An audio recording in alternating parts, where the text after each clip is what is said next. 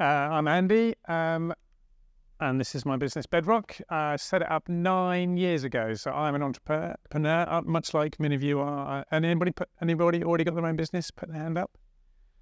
Nobody yet. On the way, though. Oh, we got one at the back, So I set it up 9 years ago. It's a design and marketing agency that specialises in branding as part of it.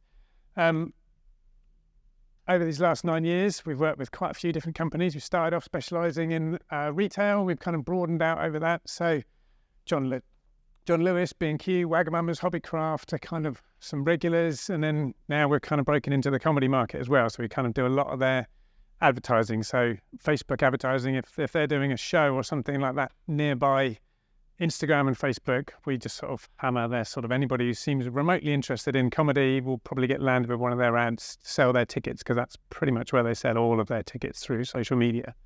Enough about me, because basically what we do for these companies is about getting them seen. So that's kind of what we're talking about today, is about getting yourself seen. And I'm sure if you haven't already set up a business, as you do get to set up a business, you'll be bombarded with people selling their wares around SEO, pay-per-click advertising, Facebook, Instagram, video marketing, radio, all sorts. There's a million ways to basically get your message out there in front of people. Search engine optimization. So anybody know what that means? Yeah, good stuff. So there's kind of like basically optimizing your... Yes? Do you want to tell me what the SEO means? Yeah, essentially you'll optimize your website so that when somebody types in some keywords searching for a business, yours appears above everybody else's. So, and all of these things are brilliant. You can spend a hell of a lot of money on these things as well. And when you're setting up your own business, it's kind of like you don't have oodles of money to spare. So what you find is that the big brands, the people with kind of like big successful brands like the Nikes, the Apples and all of this sort of stuff, they use these tactics, but where they really invest their money is in branding. And that's the difference between the smaller businesses who are just kind of using these tactics versus the big companies who are using and investing in their brand and then kind of driving people to it by these tactics. Because brand is about strategy. And as this quote sort of says here, from The Art of War, which was written quite a long time ago, is tactics without strategy is the noise before the defeat. So if you're doing advertising and you're getting your message out there and you're driving people to your website or whatever, but you haven't properly articulated what you're about or what you're going to say when they get there, you're throwing away money. So, don't go and press the advertising button until you've kind of got the other things sorted first, because you kind of, that's a lot of money you can potentially be investing elsewhere. They're both important, but strategy, and that's kind of what I want to talk to you about now. And that's brand, and that's kind of about what your story is. And most people, when I talk about brand, first thing they kind of sort of say is, you mean a logo, right? And a logo is just a part of a brand. It's a tiny part of a brand, in fact. You've got everything from fonts and color palettes to your tone of voice, as to what you wear, as to what you say at presentations and things like that all kind of form a brand. But the center of it is about what's your story, and that's the kind of the glue which kind of holds everything together. And a strong brand, when you kind of articulate your message well, a strong brand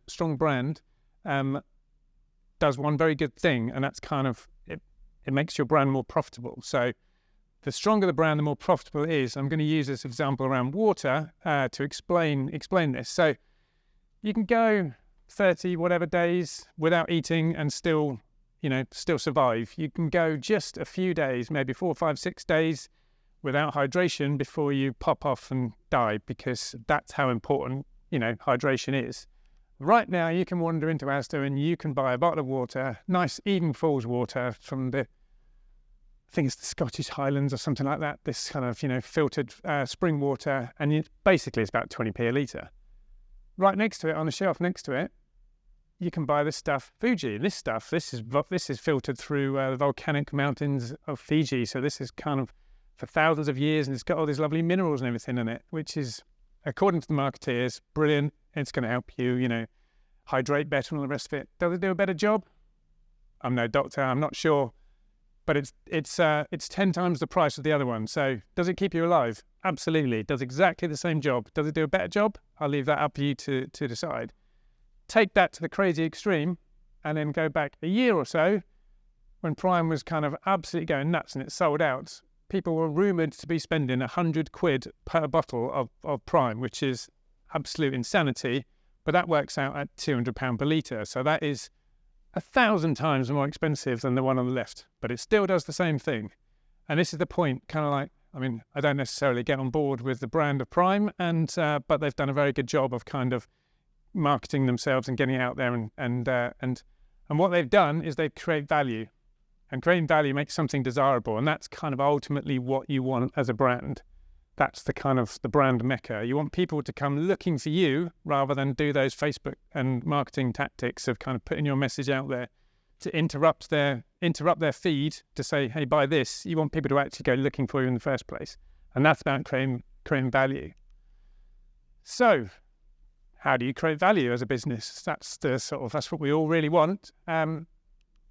There's really only three, if you boil it down, there's really only three ways that you can actually do this.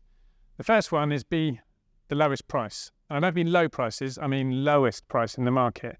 And that's an absolute sort of fight at the bottom of the market there if you want to do it. And it's quite aggressive, and you've got to set your business up in such a way that you can compete. Take Aldi, for example. They are, I think at the moment, rated as the cheapest supermarket in the UK. And they do everything to bring their prices lower than the Aldis or the Asdas, the Lidls and the Asdas and things like that. So they don't stock the big brands that you might want. So they're able to bring the cheaper versions of them there. You can't have them delivered to your house because putting a delivery service into a business is really expensive.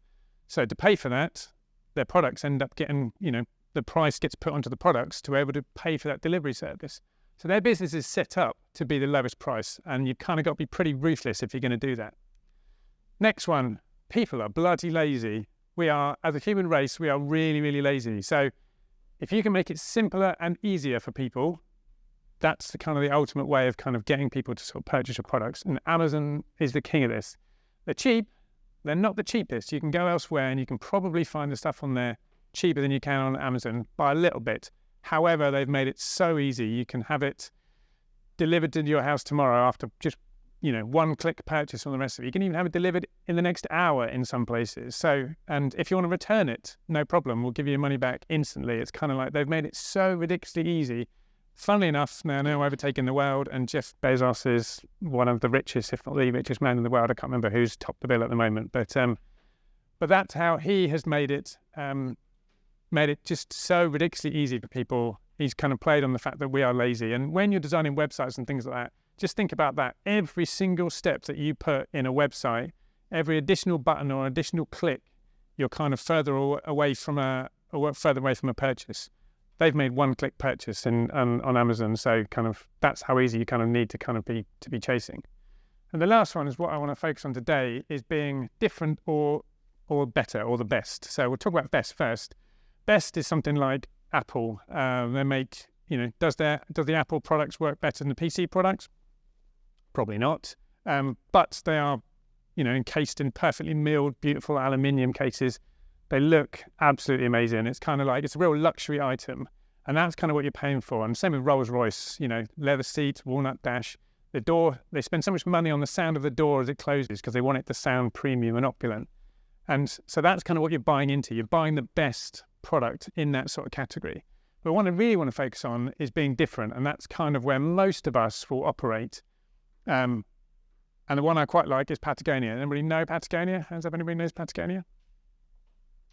So there's a couple of you do. So Patagonia is an outdoor clothing company, sort of whatever, mountaineering gear, rain coats, all the rest of it. And this guy, Simon Sinek, he's kind of a well-known marketeer. He's kind of got this, he kind of came up with this ethos around people don't buy what you do, they buy why you do it. And so going back to that sort of the bottle of water element there, it's kind of like people are buying into something more than just a bottle of water. If they want hydration, just that, they can buy the cheap one. But people generally kind of think a bit deeper than that when they're buying into products. And that's kind of what Patagonia do amazingly well. So Patagonia, when they set up quite a long time ago, Patagonia was in business to save our home planet. So I'm not selling you outdoor clothing. That's about our business. We've set up a business that's going to it's working towards saving our home planet. So what do they mean by that? So up on their wall, they've kind of got this nice sort of ethos, which is there are no profits to be made on a dead planet. So, I quite like that because people are chasing after this kind of, always chasing after the pound sign. But if there's nobody around to actually sell to, then that's kind of what kind of drives them. So since 1985, long before anybody was going on about, global warming and the kind of, sort of recycling to sort of the levels that we are now, these guys were basically putting 1% of their profits, basically giving back to the planet through organisations, environmental groups that were giving grants to kind of help support this. And today, if you sort of look at that, equates to about $90 million per year, which is quite a hefty amount of cash. But beyond that, they've actually got a section on their website where you can go in and type in your postcode, and they will basically serve you up a load of local environmental activism groups that you can get involved with in your local area. So not only are they just supporting them, they're actually driving people towards and help them support this cause through their own brand, which is, if you think about it, it's not just clothing. This is going way bigger than this. And they take this to the next level now. So they actually sew messages into their clothing, and this is kind of under the label, obviously, in the collar, which is vote the arseholes out. So these guys challenge government legislation and all sorts, and what they're doing is creating a movement of people that want to be part of their movement. And so you're no longer wearing clothes, or it's not a fashion statement. It's bigger than that. When you wear their sort of brand, and this kind of goes with anything from a band T-shirt or something, whatever it is that you're wearing, it's a means of self-expression of I relate to this brand. I relate to what they're saying. I relate to their values. I want to help the environment as much as these guys. So it's kind of it's so much bigger than just fashion these days. It's a statement which you're saying out there, and that's kind of what you ultimately want as a brand. You want people who are loyal to you and are going to follow your brand much more than just wearing your clothes or drinking a bottle of water. Yes. It's actually a really interesting article in the New York Times, but the girl had compared the piece that said, "Don't find this jacket." So they were essentially saying, "Don't find something new." Yeah. I'm just looking at it. It says if it's broken. Yeah. Pay guys, pairs in retail. They're an amazing brand. It's just sort of so forward-thinking, and considering that goes back to like 1985, so now it's cool, and now they're sort of doing all this stuff, but they've been thinking about this for a very long time. So how do you define your value proposition? And it's kind of easy and almost impossible at the same time. It's kind of a double-edged sword. This is a brand Venn diagram. So basically, what I did with my business and what I would sort of challenge people to do if you want to operate in this different space is you kind of got to understand an industry quite well, and you've got to look at it and go, what's really pissing me off about this industry? What's wrong with this industry? What's tough? What's hard about this industry? What's really annoying me about it? And then what are you going to do to kind of solve that problem? What's special about you? And that's where you add value in the middle of it, because ultimately, if you're feeling that way, probably there's going to be a lot of customers out there who are also going to be feeling the same way. And the more you can kind of like relate to them, the more they're going to kind of be loyal to your brand, because you're talking directly to them. If you're solving the problem that they're feeling, there's nothing stronger than that when it comes to that sort of brand strategy. Whoops, done it again. So I've kind of combined two things here. So it's gone off the bottom, but this is Seth Godin. And so that's what I mean about finding your tribe, finding like-minded people who are kind of feeling the same frustrations as you. That's your tribe. That's who you're talking to. And the reason for the sort of oil in the water in the background there is that he talks in his book, and this is marketing, he talks about those. You must have seen a film where somebody robs a bank and they open up the bag of money and the ink bomb goes when it just covers them all in ink and everything. So he talks about this, and he says if you take an Olympic-sized swimming pool with thousands and thousands of litres of water in there and you drop that ink in there, it will change the colour of that entire swimming pool. That's the potency of that message. But if you take that same sort of ink dye and drop it into the ocean, what happens to it? Anybody? Yeah, dilutes so much it just disappears. So the point is when you found your product, you found your frustration, go and find your tribe, and they operate in that, they're a smaller group and they're that Olympic-sized swimming pool. If you're trying to advertise to everybody, and okay, if you don't have that strategy and you go back to the beginning where you're doing your Facebook advertising and your SEO and everything, and you're targeting everybody, your message is just going to disappear into like the sea of 1,000 other people, because there's a lot of other people probably selling where you're selling as well. So find your little niche and target them directly. They're a much smaller group, but they will love you for it because you're talking directly to them in their language, their frustrations. So they're going to be far more receptive to what you're saying to them, basically. Anybody ever heard of Dollar Shave Club? Yeah. Okay. It's quite a famous company that's sort of set up mainly in America. It has come over here as well, but and hopefully I can operate this in a second. We'll try and play the ad. But basically, this guy set up this business in 2011, and he was kind of his frustration was that Gillette sell. Everyone's heard of Gillette. It's kind of an enormous Goliath in this market, and the razor blades are so ridiculously expensive. Every year they come out with a new bit of technology. They put another. It's now got 4 or 5 razor blades on it, or something like that, and they use their influencers in the forms of famous footballers and tennis players and everything, and they pay them like seriously millions and millions of pounds to kind of stand up and say, I use Gillette. And all of that money, he's kind of complaining, going, that's just raising the price of my razor blades to something that's just kind of like ridiculous. So he basically set up this business, not trying to surpass Gillette, because they're just absolutely enormous. But he just wanted to talk to his little Olympic-sized group of swimming, Olympic pool-sized group, group of people that feel the same frustration as him, that are also pissed off about how much these razor blades are costing. Luckily, he was a failed Hollywood actor, which helped make this ad. So if you think about, when you see this ad, it's a very famous sort of ad, but when you think about this, his product is good razor blades, but we don't add anything to it. We don't add any sort of bells and whistles that you don't need to. So that's kind of what he's trying to show on this ad. Yeah, it's a bit of thing of legends now.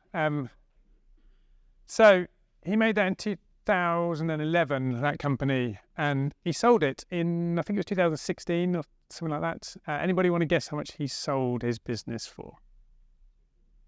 2 billion. Big number. Okay. Anyone else? 4 billion. Okay. You've kind of scuppered my.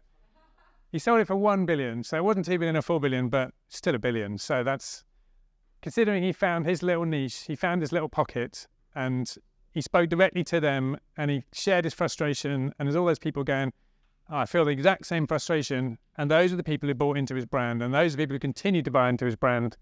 And he made a hell of a lot of money out of it. So this is the end of my little spiel. I guess my question to you is, what's your frustration? What do you see out there that pisses you off in your industry? Create your own little brand Venn diagram and just sort of, see what you can make out there. That's kind of my spiel. Thank you.